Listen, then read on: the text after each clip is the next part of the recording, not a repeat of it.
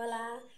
साथसाथमा video start गर्दै साथीहरू आज म के भन्नु, मेरो मम्मी हटिया जानुभएको थियो। हटिया गएर साथीहरू के ल्याउनु भयो मजहरुलाई देखाउँदैछु, हाल्दैछु ल। साथीहरू के गर्नु, मलाई नि भोक लाग्दैन, कहिले पनि भोक लाग्दैन।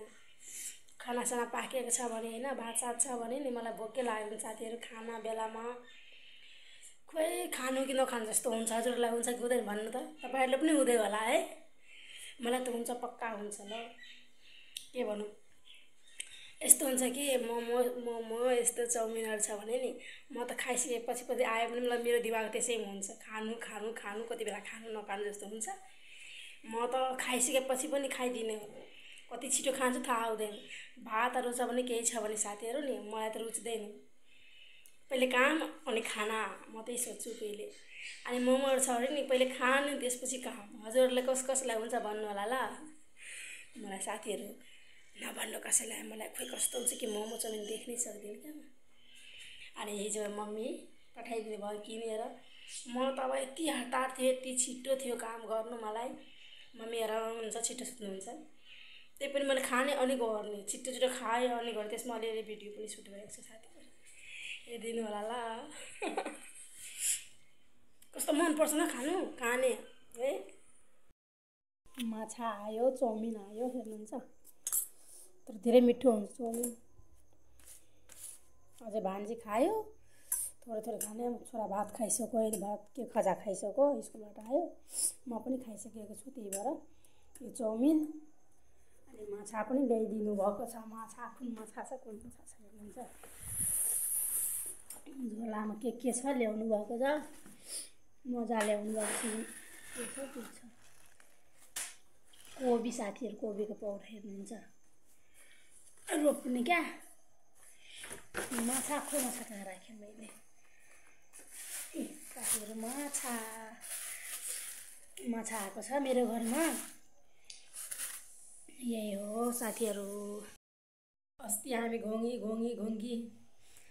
खाएको छ ती साथीहरू। सोमबारको दिन मम्मीहरूले ल्याइदिनु भएको थियो माछा। बेगर पनि जानुभएको थियो।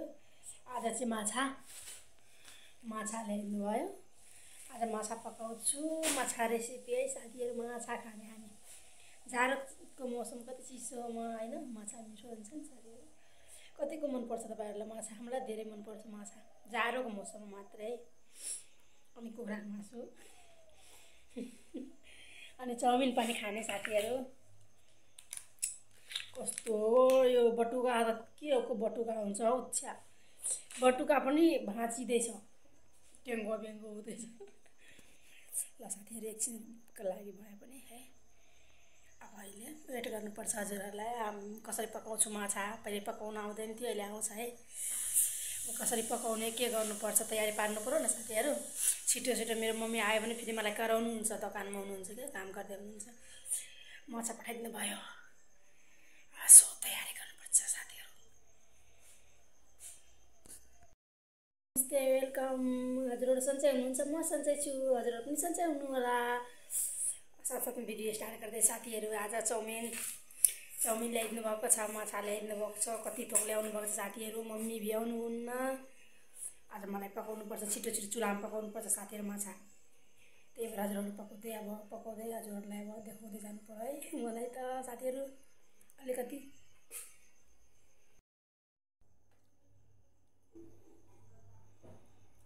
दिसु आयो भने साथीहरू मोमो चाउमिन त अलिक आरामले बिस्तारै खान्छु। नत्र अब राति आयो भने चाहिँ काम हुन्छ, धेरै छिटो खानुपर्छ।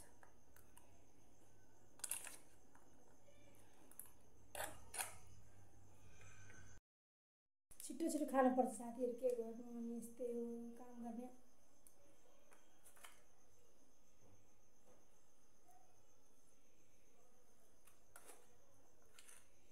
साथीहरू भिडियो पनि सुट गर्ने अनि खाने पनि काम पनि कति हुन्छ साथीहरू। बेलुका भन्नु यस्तै हो, छिटो खानु भयो। यस्तो माछा पकाउँछु, यता मेरो माछा पकाउँछु ठुलो। मम्मी आउनुहुन्छ नि त्यति बेलासम्म पाकिहाल्छ।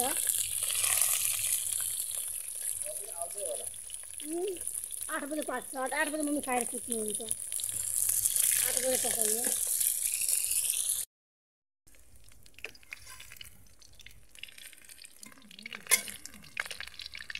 खाँदैन म्यामले पनि यही भन्दै थियो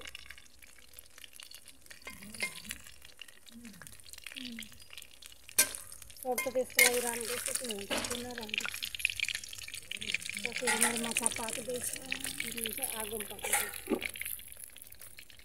यता पनि भात पनि बसाइदिएको अहिले अब पढेर आयो अनि चाउमिन खाने होइन पढेर आउने अनि चाउमिन खाने माछा भात कति बेला खान्छ भन्नु त के गुल्लो त के गर्नुहुन्छ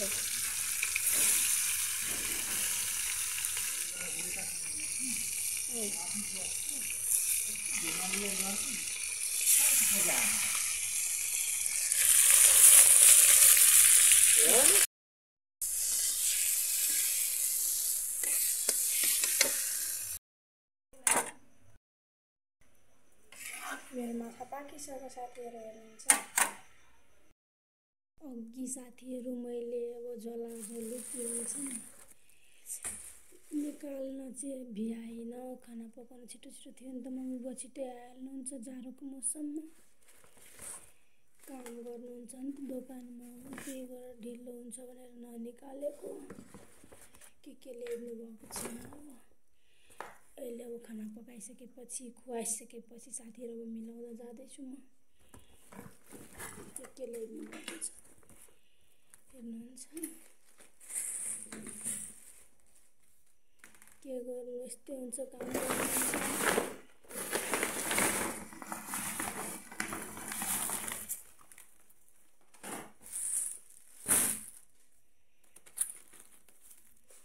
धेरै काम गर्नुहुन्छ पसलमा अनि छिटो खानुहुन्छ थकाइ लागेको हुन्छ अनि सुत्नुहुन्छ छिटो छिटो अब यति कुरा ल्याउनु भएको छ यसमा मलाई मिलाउनु छ मिलाउँछु म आलु छ काँचो खुर्सानी अरे यो खुर्सानी खानुहुन्छ धेरै मनपर्छ मेरो मम्मीलाई अनि हेर्नुहुन्छ टमाटर बन्दा त्यसपछिबाट साथीहरू अझै सब्जीहरू मैले मिलाइसकेको छु बिस्कुट पनि छ त्यो परोटी छ हेर्नुहुन्छ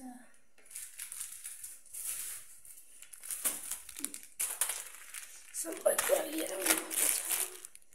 हजुरहरूलाई देखाइसकेँ म अब म खान्छु साथीहरू यति कुरा देखाएँ तपाईँहरूलाई म किनकि मैले त्यति साग सब्जीहरू देखाएँ हटियाबाट मम्मी ल्याउनु भयो त्यसमा माछा पनि थियो माछा देखाउन पाएन किनकि मम्मी लिएर जानुभयो र मैले पकाइसकेँ साथीहरू माछा पकाइसकेँ सबैजना खाएर सुति पनि सक्नुभएको छ अनि त्यति साग सब्जीहरू झोलेको थियो छिटो छिटो माछा पकाउनु पर्यो नि त हुन्छ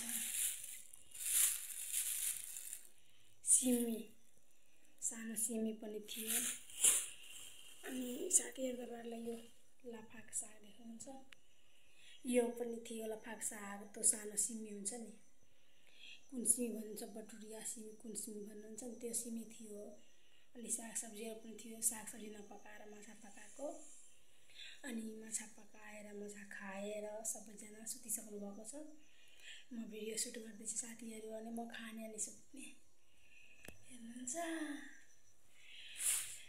यस्तै हुन्छ है साथीहरू मलाई त लाफाक साग धेरै मिठो लाग्छ साथीहरू तपाईँलाई मिठो लाग्छ कि लाग्दैन भन्नु त हेर्नुहुन्छ लाफाक साग भोलि पकाउने साथीहरू लाफाक साग अनि हरियो खुर्सानीको फ्राई मलाई धेरै मिठो लाग्छ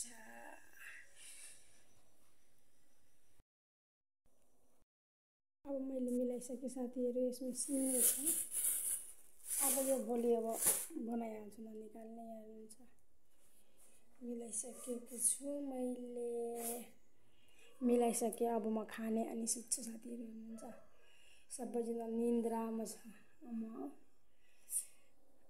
अब खाने अब सुत्ने